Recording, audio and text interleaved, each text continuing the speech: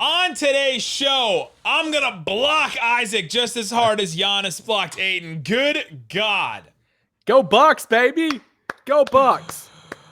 Bucks in 6, I guess. I just want this one to go 7. We'll talk about Kawhi Leonard. We'll talk about the finals. Talk a little bit about the presser coming up today. All kinds of stuff on Locked On Mavs. It's the Locked On Podcast Network. Your team every day. I'm Luka Doncic, and this is Locked On Mavericks Podcast. Dallas Mavericks are NBA champions. Bang! Bang! It's good! And the Mavericks have won the game! If you don't believe, you shouldn't be here.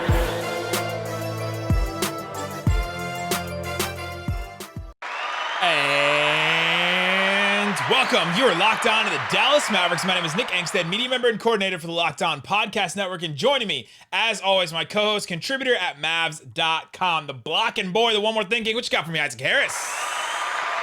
Okay, I know we're going to talk about the finals for a second, but I actually have a funny story right at the top. So I'm in my house today, and my doorbell goes off. Ding dong. So I open the door, and there's a younger guy who says, "Hey, are you Isaac Harris?" No, he did not say your whole name. I swear. No, get ready for this. Do you have a minute to talk about our Lord and Savior, Luka Doncic?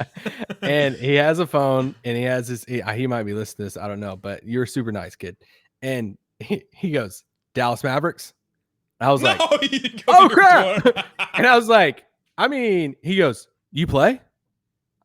No kidding. Asked me if I played, and I'm like, "Bro, can you see my body? Like, and do you see my house? Like, yeah, right. You think my house, like this little place?" And I just want to say shout out to you, bro. If you're listening, thank you for asking me if I play for the Mavericks. And he was looking at his phone. And he said, "All it says on my phone is Isaac Harris, Dallas Mavericks." And I'm like, I don't know how you got that information. If you just Googled. But shout out to you, bro, for thinking I played for the Mavs and that somebody with that Mavericks paycheck lives in a house like mine. Now you've just challenged like thousands of people to try and find your address somewhere because it's somewhere online.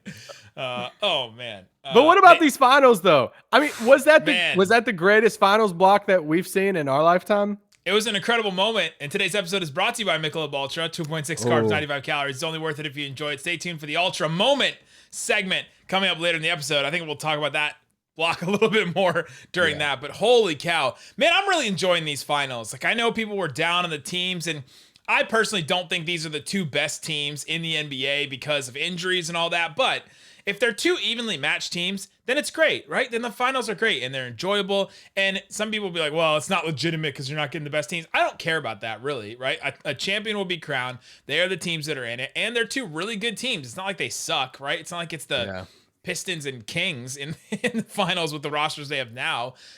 Absolutely wild. Giannis's block, I was so hyped. One of the most impressive things I've seen. A bunch of people are already comparing it to the block by James, like already comparing it to that. LeBron's. Man, it's more difficult than LeBron's, like skill-wise, right? Because LeBron's is all about timing and speed and just getting it at the right time. Giannis, when the ball was released from Booker's hands, which by the way, Giannis was guarding the ball handler, who was Devin Booker, on the right side of the key, and Giannis was turned back to Ayton. His back was turned to Ayton. Giannis was looking at and guarding Devin Booker. Devin Booker releases the ball, and when Devin Booker releases the ball for the alley-oop, Giannis is still turned looking at Devin Booker away from DeAndre Ayton. So Giannis has to backstep and turn around and then come over off of his left foot and block Ayton at the rim and didn't foul him. Man, that is a difficult thing to do. And the fact that he just went for it. Like, I mean, he's been going for it all series though. Like he has, but that was a potential free throws and going in, and man, he's just going for it. That had the potential for an all-time Phoenix Suns moment poster. DeAndre Ayton, like if he dunked on Giannis and it was like and won, and they won that game. One, the referees would have had been escorted out of the arena because of the Booker not. Okay, imagine this. Imagine that was LeBron. Twitter would have melted down. I wouldn't have been able to do a podcast. I was gonna say you wouldn't be able to even speak. Like you would be so frustrated and angry about it. But yeah, if the Suns had won that game, then that Booker non-foul call, he had 7 fouls in this game.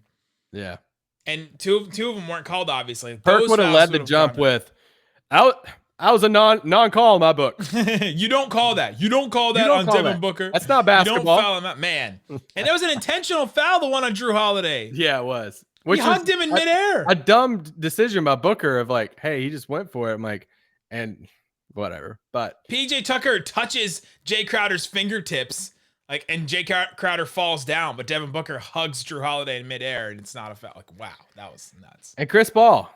Turnover at the end. Ooh. And Jeff Van Gundy saying an uncharacteristic turnover by Chris Paul late in the game. Like, not recently. He's had 15 turnovers the last 3 games. I was sure? listening to the guys on No Dunks, and they were trying to figure out who's going to be Finals MVP. And they said that there was no way that there was like if the Suns win the series, then it's Chris Paul. If the Bucks win it, then it's Giannis. And I'm like, I don't know now. If Booker has another 2 more games like that, I think he may be able to come. And Chris Paul has a couple more games like that. I think the momentum may swing back to Booker because Booker was real good in this game despite the fouling, and Chris Paul was not good. Yeah, I think it's wide open for Phoenix of who could get it. I want to say it's between Giannis and Middleton, but I have a feeling if Giannis keeps on putting up the numbers, then there's no chance Middleton gets it. None. Yeah, Giannis has had 2 40-point games already in this series, true, and he's had the moment with the block, which we'll talk about again later. Like he's had so much stuff with it. So yeah, like the narrative is just too far in Giannis's camp. Whereas I think the Chris Paul Devin Booker one can be. And I'm so happy for Giannis. I mean, yeah, I find myself rooting for Milwaukee now, even though I love Monty so much. I think I'm rooting for Milwaukee. I'm rooting for whichever team is down, right? I just want it to be 6. I want it to be 7 games and get to the 7th game, and then I don't know who. You know what it's setting up for, Ro? This is setting up for Milwaukee winning Game 5, coming back to Milwaukee, and cue the music for Scott Foster. It's his music. Scott Foster, Game 6, Bucks closeout game, and Chris Paul is just going to get tossed from the whole world, and it would be funny. Oh my gosh, man, that absolutely wild. Pat Connaughton, by the way, potential free agent for the Mavericks. He hit a couple threes there. We can talk about him. No. All right, before we move on to talk about Kawhi Leonard today, which we want to talk about Kawhi Leonard because he has partially torn ACL, which is a big deal. He's gonna have surgery on it. It's a huge deal for Kawhi Leonard to be out because the season's starting like decently soon, right? It's gonna start in September, October, and so it's coming up because this is not a normal offseason. So he's gonna miss some time during next season. Who knows how much time? Maybe the whole season. But which it felt like the ACL stuff wasn't new news. I thought somebody had reported on it way back then. Well, and then it kind of disappeared. And so when it happened, the injury stuff with Kawhi Leonard is so strange, which we can get into when we talk about him a little bit, because this is one of the reasons why to not get Kawhi Leonard if he wants to come. Like, this is maybe one of the reasons why is the injury stuff with him is so weird back in San Antonio with the Raptors and now even with the Clippers. He's got his own guys. He's got his own medicals, and he takes these games off. He rests all these games, and it's all kind of on his terms. And then now this injury stuff, it was reported originally, if I remember correctly, and correct me if I'm wrong, as an ACL injury or like some kind of like knee injury. It wasn't anything specific. And so like Dr. Brian would come on here and tell us the difference between all this stuff. But now that we know that it's a partial tear and not just a strain or a sprain or something like that, and that's more serious, I think. I mean, I'm not a doctor. We could ask our Twitter doctor, but well, I thought it was similar to, it's kind of like this Willie Green New Orleans thing. I'm like, how many times has Willie Green is going to be reported? Willie Green's like, let's just do it. It's like he's been on the 1 yard line forever. I'm like, it's close to nearing a deal. Thank you for the notifications for 2 weeks. Let's just hire him already. But the Kawhi stuff, I think any of the research, I listened to KOC and Vernon today on the Ringer, and they were operating that he's out for most of next year. And so I think a lot of people that I've looked into, it's like it's a year injury. Yeah, it's at least 9 to 12 months somewhere through there. So majority of next regular season, if he can come back and be healthy, it's probably going to be for the postseason. And that just sets up for a fascinating situation to where, like, does this injury help the Clippers' chances if there was any uncertainty in the first place, or does it help other teams besides the Clippers, their ability to say, we don't care, we'll give you full max if the Clippers won't? Let's do it. And one of those teams happens to be the Dallas Mavericks, so we'll talk about that. But we got to talk about our Michelob Ultra moment of the playoffs, moment of the finals. It's that block. I mean, it has to be that block from Giannis as the moment, because it was. I don't know if ESPN knows that, because it took him forever to play a replay. Took him forever, but that was the moment. I mean, it was Milwaukee 101, Suns 99. So if Ayton gets that, it would have been tied with 1:20 left. It's like late in the game. Everybody's trying to get something going. You get that pick and roll, and Giannis was just defending, and he went for it, like you said, man. That block is a moment we're going to look back on, especially if they win. If they win the title, that's a moment you look back on. It's an all-timer. Sorry, buddy. I may go back. If they win this series, is that up there with like Dirk's shot in Game 2? Ooh, that's good. That's a good comp, right? Like, because you look back on some of the biggest moments that either turned a series or, like you look back on the moments that affected games, and this is one that affected a game.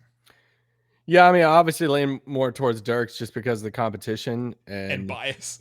and bias. When Giannis is going up against, Booker. And Dirk's was the end, like very end of the game. There's still 1:20 left for Giannis. Yeah, but still, same like category. If you're looking at like clutch, massive plays, you're looking at that, play with Dirk. So you're looking at LeBron's block on Iggy. Yeah. You're looking at like, this is now that entered that category. Even going back last year, didn't Bam block somebody towards the end of the game? And remember that was the Jason Tatum one. Okay, well, that wasn't the finals. My bad, but it was Eastern Conference Finals. It brought back those memories a little bit for me. But Anthony Davis had a game, all that stuff, not in the finals, but there you go. That block brought me joy, happiness, enjoyment, all that stuff, all the things that we attribute to Michelob Ultra. It's only worth it if you enjoy it. Enjoyment isn't the end game, but it is the whole game. Speaking of end game, Loki, if you haven't watched that, man, you got to get in on that. All right, let's talk about Kawhi Leonard coming up. All right, Isaac Harris, we're talking about Kawhi Leonard, and the reason why we're talking about Kawhi Leonard, he is a partially torn ACL, which is an ACL injury, an ACL tear. Even if it's partially torn, that's still an injury that takes 9-12 months to come back from, recover from, surgery, all that kind of stuff. We're talking about him coming back potentially after, and he's had injury problems and knee problems all over the place in his career. So we're talking about a guy that will be coming back after next finals, basically. To be able to play. And so it sets up the question, we might as well do it right now. If you're the Dallas Mavericks, they have max money, and Kawhi goes, okay, I'm hurt. I won't be able to play next year, but I will come play for your team. Sign me now. Kevin Durant with the Nets, basically. Would you do it? No. Woo!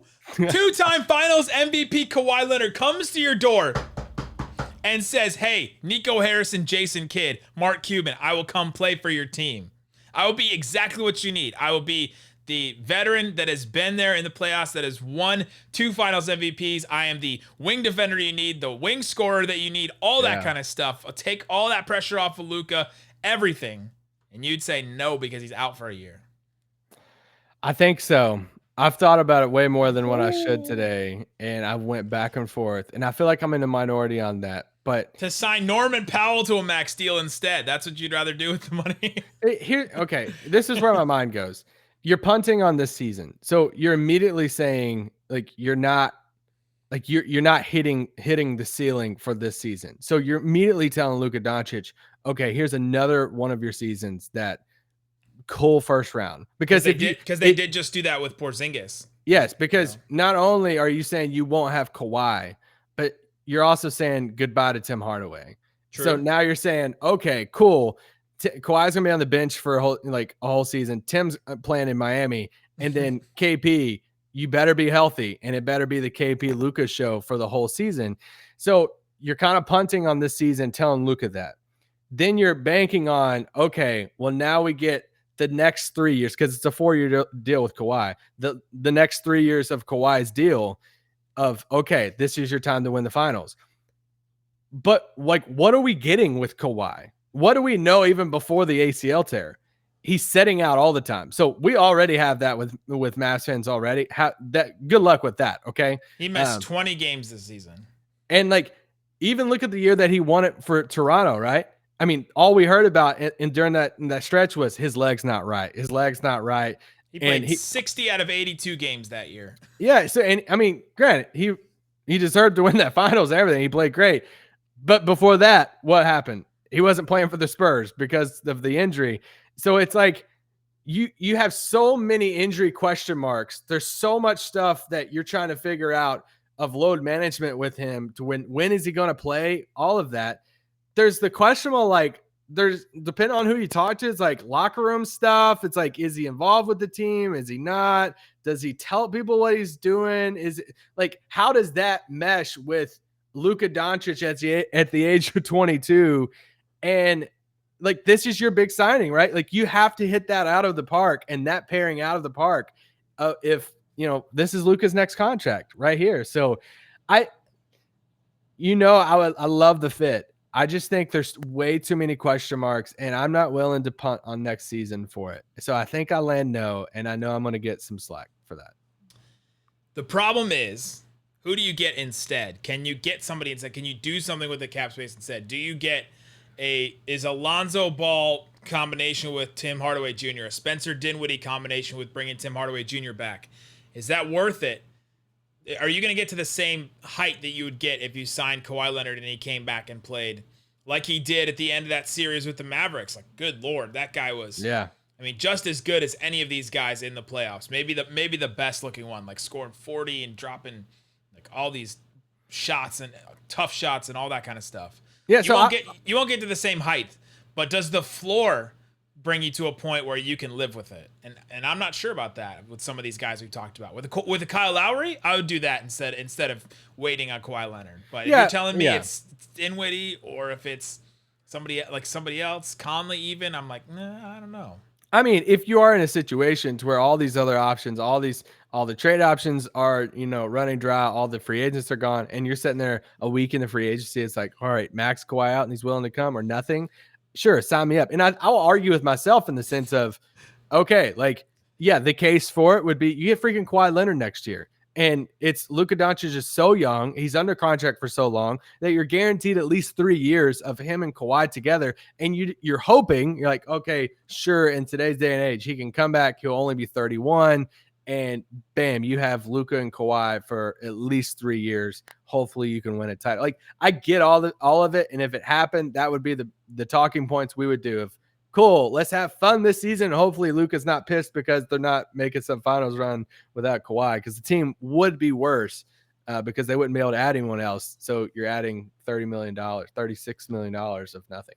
The other thing I would push back on with not doing this is look at the Nets, which I guess the Nets could be a positive or negative of this. The Nets went for it, and they're like, okay, well, we'll bring in Kevin Durant, even though Kevin Durant is going to be out for a year. We have this young team. We have this potential. Instead of, dealing all the chips right now, we're going to sign Kevin Durant and go with it. And that season, the other guys got injured, and then they didn't make it as far as they wanted to. Is that a positive or is that a negative towards doing something like this? But I think they went for it, and you have to think, man, your time is short. Yeah. Your time is short. If you have a chance to get one of these guys, you have to, no matter how you get it. Well, I was going to say the other way of like Brooklyn, I think they could swing with the Durant thing because they didn't have anybody that they were trying to keep happy, right? I'm not saying like Luka's unhappy, but they didn't have a young star that they're sitting there saying, you know what, we got to show you that we're going to do everything we can to win right now. They weren't looking at a young Luka Doncic type of star saying, hey, listen, give me a year. This isn't the Cavs getting Shaq though, right? Like, this isn't that. Like, yeah, but you are punting on that next season, and that's what they didn't have the Luka that they would have to tell that to. So I think, and they were in the East, so they had a fun season with Dinwiddie and stuff, and they even end up making the playoffs because it's the freaking East. Like, I'm sorry, but Luka Doncic, I mean, they're going to be in the same spot next year, right? They're going to, if you take Tim out of this team and you can't add anyone else, and Kawhi's sitting on the bench, and it's Luka, Porzingis when he's playing, and the rest of the supporting cast. Like, I mean, you're right there in the same spot, like play-in tournament probably, or maybe the 7th seed. So, yeah, I don't know. Is Luka happy with hearing that? I'm saying, hey, wait for another season, and then you'll get Kawhi. I don't know. I think he wants to win now, right? Like, he wants to, let's do this thing. Let's make a run. Why can't we be Phoenix next year? Well, you'd be Phoenix the year after that with Kawhi and with Luka and Porzingis, or whatever they turn Porzingis into. Maybe Porzingis recoups some value. You get it to somebody else, and then all of a sudden it's 3 guys, right? And you're waiting on that. I mean, it's like, hey, you wait the year, then come back a year later, and then it's, all right, Kawhi's back, but we have load management. He's going to miss 20-plus games. Just roll with this, and let's just get to the playoffs, and then hopefully, which he hasn't shown he can do, I mean, this season, like, hopefully he can stay healthy throughout the playoffs, and then hopefully it'll work. And I know people are like screaming at me in the YouTube comments right now. It's a fair thing, though. Coming up, let's get into some reasons why and why not with Kawhi Leonard. Talk about Kawhi and his game a little bit. This is a huge question to answer. And then we'll also talk a little bit about the presser coming up today on Thursday, if you guys are listening, watching this on Thursday. So we'll talk about that coming up. But before we do, I want to tell you about RockAuto.com. Rock Auto is the place to put your money where your car needs it, right? Like, you have a car, it needs some parts, put your money there instead of spending too much money at a parts store that's just going to carry one option for you. You want all the options in front of you. You want to see everything. You want to see all the parts available for your car or truck. That's what Rock Auto has. Their prices are always reliably low for every customer. They have everything you need: brake parts, tail lamp, motor oil, even new carpet.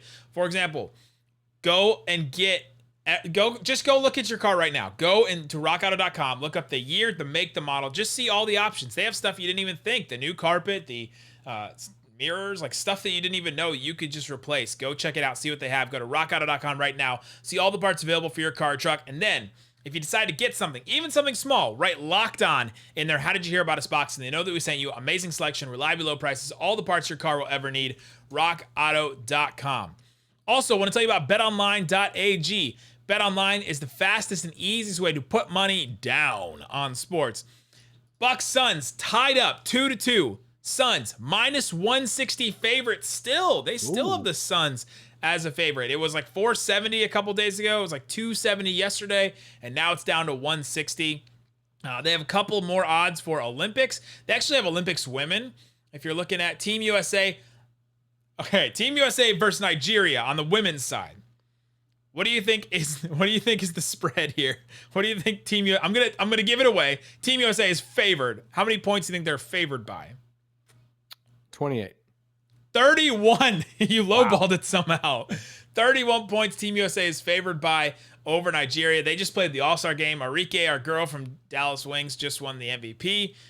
Maybe she could shoot like that. Maybe she could shoot like that during the regular season, so they'd win some games. But go to betonline.ag. If you want to put some money down on some of this stuff, use the promo code LOCKEDON. You'll get a 50% welcome bonus to your first deposit. BetOnline, your online sportsbook experts.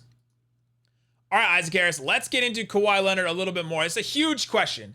It's just too big of a question to spend that much time on with Kawhi Leonard. If he would want to come to the Mavericks and he'd have to be off a year to recover from this ACL, which it looks like it has, would you make the call? We've talked about positives, negatives, and all that kind of stuff. The way that the NBA looks now, I think the Mavericks can win a title if Porzingis is back right and they get somebody else. I think they can win a title with the team they have now, especially if the Clippers are kind of out of the way, right? Without Kawhi, the Mavericks beat that Clippers team. This is our new thing. Like last year was if Porzingis was healthy. This year it's if, that they didn't have Kawhi. If Kawhi got hurt a little bit earlier, then maybe the Mavericks beat this Clippers team, and this is what this Clippers team is probably going to look like next year. Yeah. For what it's worth, I think the injury stuff helps the Clippers. I mean, we don't even know if he's even entertaining leaving the Clippers, but I think this helps even further because I think the Clippers, they have to give the full max to him. Like, you gave up too much, and if you're Kawhi and you got the full max on the table when you're probably they gave up nothing to get him. Well, but it was for Kawhi and Paul George. So I don't think he's going anywhere at all. And this injury stuff, like, even further confirmed it for me. But yeah, I mean, I think when you look at the West next year, I think you just have to ask yourself too, if there were teams like Dallas already sitting back saying, man, we're just a piece away from like being the Phoenix of next year. I think you look at how the West is laying out next year. Kawhi is going to be gone for most of the season for the Clippers, assuming he's back there. Jamal Murray is going to be out for a majority of the regular season for Denver. Where are they going to be at record-wise? Then you look at, like, we're assuming LeBron will be back in MVP form, but, like, what if he's not? Like, what if he is a tick slower because he is a little bit older now? It's like, okay, what's the status of the Lakers next year? And then you're looking at Suns, like, will the Suns be back? I'm assuming Chris Paul could be a free agent, right? I mean, it doesn't seem likely, but he could also regress a little bit or not be as good as he is. I mean, we're starting to see some of the regression now. Probably not. He was incredible like a week ago, but like the ceiling of two of these teams, the Lakers and Suns, are dependent on. Now, granted, they're both all-time great players. They're dependent on 36, 37-year-old players. So then you look at Utah. What the crap are they going to do? Portland, is Dame even on the Blazers at the beginning of next season? Yeah. The Warriors will be back, but it's like, so I'm just saying that it's not like you're looking at it saying, oh, there's 3 definitive juggernauts next year that are separate themselves from everyone else. And I think teams like Dallas, like some of these other teams, are sitting there saying, man, yeah, like we could swing for it and get another player and be right up there and be the Phoenix or Utah of next season. And it's not like any of these teams are going to turn into the Suns either, right? Like the Suns were this team that were not that good. They barely made the bubble last year. And now this year they rocketed all the way up because they got Chris Paul. Is there anybody else on the fringe like that? I don't know if there's any other team that's primed to make a move like that. The Grizzlies maybe are a team that has the talent like the Suns did, but I don't think Pelicans are fun. Yeah, they have the both those teams, the Pelicans and the Grizzlies, have the talent to do what the Suns just did, but I don't know if they have the means to acquire somebody like a Chris Paul to rocket them up to the top like this. Oh, I think the Pelicans could. I mean, they have the draft picks and they have some young, interesting players that if they went out, I just don't know what the answer is. Like, they have the young guys, like they have a similar Booker Ayton type of young core of like Ingram and Zion. Can you go find your third piece like Chris Paul is for those two young guys? I don't know what that is. So yeah, they do a sign and trade with Lonzo or something. He goes somewhere else. They give him some picks and they get somebody back. I mean, could they get Beal with that offer or something? Yeah, I don't know. Is he the right fit for? I don't know. They're the one team outside of past the Warriors there that saying, hey, could they make a Chris Paul type of splash to push them into the playoffs? I don't know. We just don't know what Portland's going to do either. Like, are they at the bottom of the West next year because they traded Dame and then they're like, oh, we got to trade Nurkic too, and it's just a CJ team, or are they making an all-in move to build around Dame still and they're locked into the playoffs? So I don't know. Like the West, I think the West is so much more up for grabs compared to the East. Yeah, so like Isaac said, you're starting to look at some of these teams, and I think our main point is this knocks the Clippers down a peg. With Kawhi Leonard's injury, this knocks him down, right? Because he's not going to maybe even be back, but he's definitely not going to be right. He's not going to be 100% by the time the playoffs come back.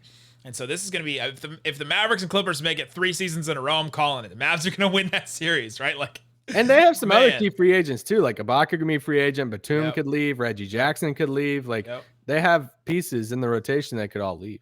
Yeah, that's a huge thing for them. So their offseason is massive now with Kawhi Leonard in flux. So you got Kawhi Leonard there. That takes them a step down. So that Clippers team is just not the same. Without Kawhi Leonard, they do not have a title ceiling to me. Right, like no. You just don't get up there. Their team was close this year, but if the Lakers are healthy, they take them out. If they're in the the Jazz, or if they're in the Suns bracket, maybe the Suns take them out. Like a team like that takes them out, I think. Well, the Clippers make the playoffs next year if Kawhi doesn't play at all.